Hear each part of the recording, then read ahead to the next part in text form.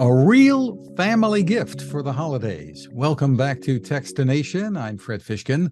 Joining us from Ancestry is corporate genealogist Crista Cowan, also host of the YouTube channel, The Barefoot Genealogist. Hi, Crista. Hi, Fred. Thanks for having me. Great to see you once again. And this is the time of year when families are getting together, big gatherings, small gatherings, etc. And sometimes they talk about people who came before in the family members who maybe aren't with them any longer. Give us an overview of what people talk about when they gather for the holidays and how family trees can be a real fun thing. Yeah, that's a great question. So I know in my family, when we get together, oftentimes we're serving the holiday dinner on the platter that, my mom inherited from grandma, or we're serving grandpa's persimmon cookies afterwards. So there's like already kind of built into that experience some reminiscence of people who've gone before. And so it's just kind of a natural time when you're together and when you're kind of immersed in that, those holiday traditions, if you will, that our thoughts and our conversations turn to our parents, our grandparents, our great grandparents, the stories of holidays past. It's a perfect time for that. And it's a great time, I suppose, to get started, maybe even before the get together, in trying to put together a family tree. Yeah, absolutely. So one of the things I encourage everyone to do is to go into your mobile device, whatever device you happen to be on, and download the Ancestry mobile app. It's free. And you can just start building a family tree, which step one is just start with what you know about yourself and your parents and your grandparents, and then maybe send out a text message or invite your tree or share your tree with your family and invite them to start adding what they know about their parents and their grandparents, kind of make it an online family experience before you get together in person. So you can share the tree with your cousins and other relatives and let them start adding their families, etc. as well, right? Absolutely, yeah. And they can not just add names and dates and places, but they can start to maybe, grab their phone and take a picture of that picture on the wall of great grandma and great grandpa in front of their farmhouse, or take a picture of the, piano that Aunt Sally inherited, or take pictures of pictures of artifacts. You can upload those to the tree. It's a great way to start sparking some memories. You make it kind of easy to do a lot of that. Tell me about that and the different plans that there are, because you can start for free, but then what do the memberships add? Yeah, so building that family tree, sharing it with your family, uploading those photos, all of that is a free part of the service. But all of us kind of hit this edge of memory, this place where we don't know who great grandpa was. And so we have to dive into historical records to start to put those puzzle pieces together. And that's where the Ancestry subscription comes in. You can subscribe to the historical record collections on the site. You can do it month to month. You can buy a 6-month subscription at a time, and you can have access to the records for either just the US, if that's where your family has been for a while, or you can purchase a world subscription that gives you access to all 40 billion records from 80 countries around the world. And it really helps you to grow the tree and dig way back.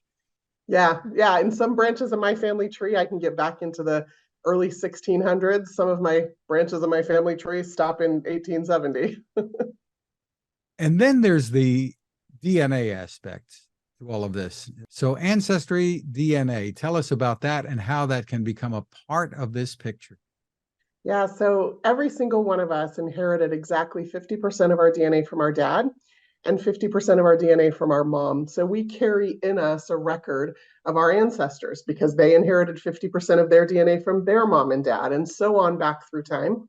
So when you take a DNA test, it's a really easy way to start connecting those bits of DNA you inherited with a third cousin that you've never heard of before that shows up as a DNA match to you. And now all of a sudden you have an open conversation about your grandparents who were first cousins to each other. And maybe one of you inherited some photos and one of you inherited some stories. And that connection allows you to fully flesh out the family story of those common ancestors. And really easy to do. Can you step us through how people do that? Yeah, taking a DNA test is very simple. If you just go to ancestry.com, you can order a test there and it gets shipped to you in a box with a tube. It is a saliva sample. So you provide about a quarter teaspoon of saliva, preservation solution in the cap, shake it up, ship it off to the lab, activate it with the information on the instruction card. And then you just sit and wait. And that's the hardest part because it takes about 6 to 8 weeks to get your results back. And those results are delivered via an email notification that comes to you based on the email you use to activate that account. Terrific. And then you start really learning to put this tree together. You give people the DNA hints, which is really terrific. Yeah, you get those cousin matches. You'll start to get hints if you've attached your tree. And of course, there's other powerful parts of the DNA product experience as well. You'll get an ethnicity estimate that is showing you where in the world your DNA was 500 to 1,000 years ago. You'll be connected with genetic communities that shows where you have family members who lived within the last 200 years. And then we also have available more than 40 different traits which allow you to kind of compare with your family who remembers their dreams and who's a morning person and who's an extrovert. And that's what we did around the holiday table at Thanksgiving time in my family. That's terrific. And there are some great discounts right now on gift memberships. Yeah, one of the things you can do is you can actually buy a membership for someone else. So if you don't think you're currently, like if you want to start a tree and maybe invite your mom and she has maybe a little more time than you do, you can purchase a gift membership for her to then have access to those historical records. So you're both working off of the same family tree in your account, but that subscription then can be applied to her account so she has access to those records. Right, and there's some pretty good discounts through the end of the year for those gifts as well, right? Yeah, you just go to ancestry.com and the pricing is available there. What is it that makes this such a popular, I don't know if you'd call it a hobby. I suppose it is, but why is it so popular, genealogy? You know, I think back in the 1970s, Alex Haley wrote the popular book Roots, and then it became a TV miniseries.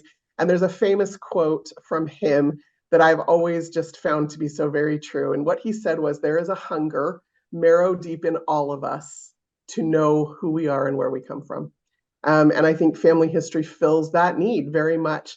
But even more importantly, what I've discovered in my 20 years here at Ancestry is that it connects us with our living family as well. It gives us something to talk to with our sister who maybe we don't have a lot of other things in common with other than our family. It gives us an opportunity to hear stories from our parents who sometimes are just waiting for us to ask about those stories. So it's really just a way to more deeply engage with our living family and to connect with them on another level. Just terrific. And the site, you probably know it, ancestry.com. Crista Cowan, thank you so much for spending time with us and have a wonderful holiday. Thank you, Fred.